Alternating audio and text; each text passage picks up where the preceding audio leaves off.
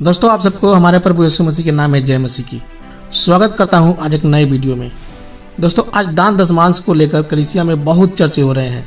तो दोस्तों, इस वीडियो के माध्यम से आपको दान दशमांश से जुड़े बहुत कुछ जानकारियां मिलने वाली है। तो आशा करता हूं कि वीडियो में आप लास्ट तक बने रहेंगे। उससे पहले मैं आपसे रिक्वेस्ट करता हूं कि यदि आपने हमारे चैनल को अभी तक सब्सक्राइब नहीं किया तो सब्सक्राइब कर लें और बेल आइकन को भी प्रेस कर लें। दोस्तों, चलिए स्टार्ट करते हैं।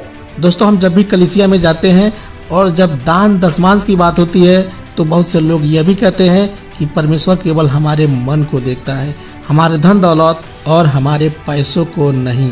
बहुत से लोग यह भी कहते हैं कि मैं जितना कमाता हूँ इतने में मेरे घर का खर्च ही नहीं चलते तो मैं परमेश्वर को कैसे दूं।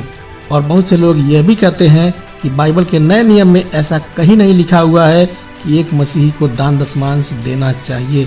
और बहुत से लोगों का यह भी कहना है दोस्तों कि परमेश्वर तो सर्वशक्तिमान है, उसे पैसों की क्या कमी है, वह चाहे तो कभी भी पैसों की बारिश कर सकता है। अब देखा जाए दोस्तों तो बाइबल में सबसे पहला दान दशमांश अब्राहम ने दिया था। हम जब उत्पत्ति 14 का 18 से 20 तक पढ़ते हैं तो यहाँ देखते हैं कि जब अब्राहम अपने भतीजे लूत को छुड़ाकर लाता है तो बहुत सारा धन भी उसके साथ लेकर आता है।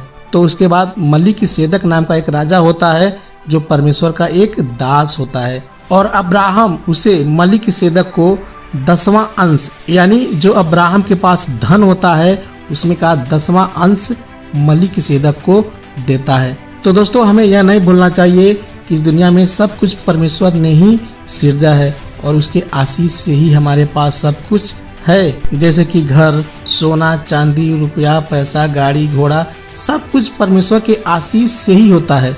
परमेश्वर यदि चाहे तो हमसे सब कुछ छीन भी सकता है, लेकिन हमारा परमेश्वर ऐसा नहीं है।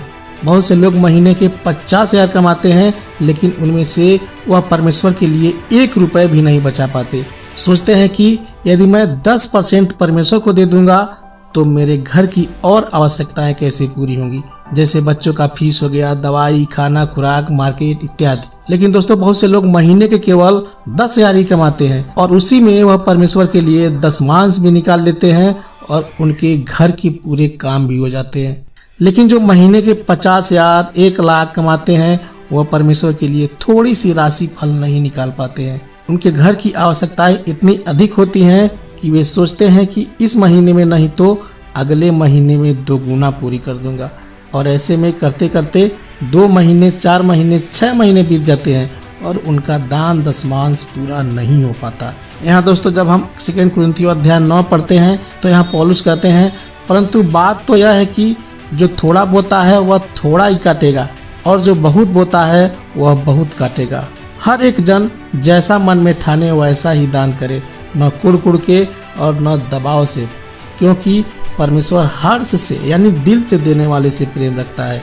दोस्तों, जब हम मरकुस 12 का 41-42 पढ़ते हैं तो यहाँ देखते हैं कि परमेश्वर सबके मन को देखता है। यहाँ उस गरीब विधवा के पास कुछ नहीं था लेकिन फिर भी उसने परमेश्वर के प्रति अपना प्रेम दिखाया। तो हम इसलिए नहीं किसी को दान दशमांश देते हैं ताकि परमेश्वर हमें फिर से इसके 2 गुना देगा या हमें अमीर बना देगा। नहीं, बिल्कुल नहीं।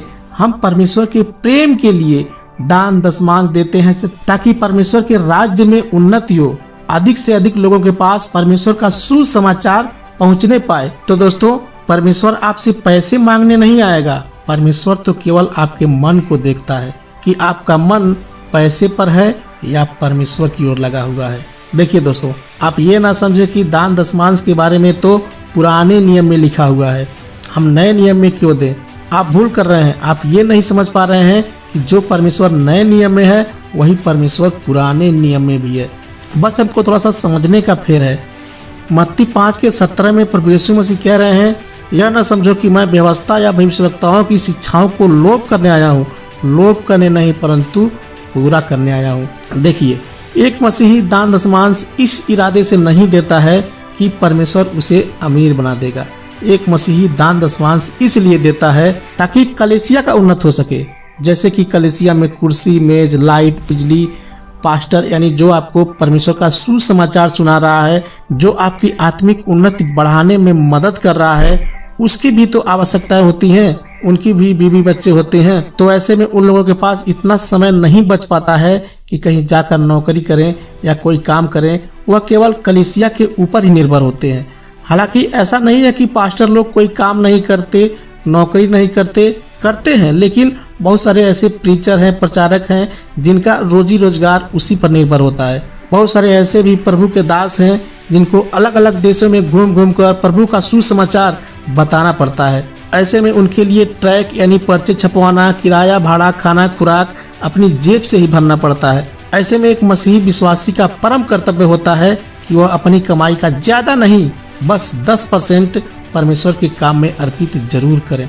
अब सवाल यह उठता है कि हम अपना दान दशमांश किसको दें। हो सकता है जिस पास्टर को हम अपने खून पसीने के पैसे दे रहे हैं वह किसी गलत काम में ना खर्च कर दे। हो सकता है भाई।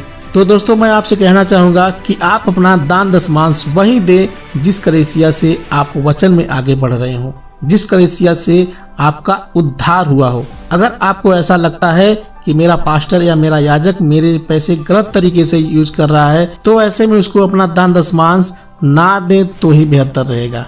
आप उसी कलीसिया को दें जहां से आपको संतुष्टि हो। तो दोस्तों, आज के लिए बस इतना ही। आशा करता हूं कि वीडियो आपको अच्छा लगा होगा। यदि आपने अभी तक हमारे चैनल को सब्सक्राइब नहीं किया तो सब्सक्राइब कर लें। मिलते हैं फिर अगले वीडियो में। तब तक के लिए आप सबको जय मसीह की दोस्तों।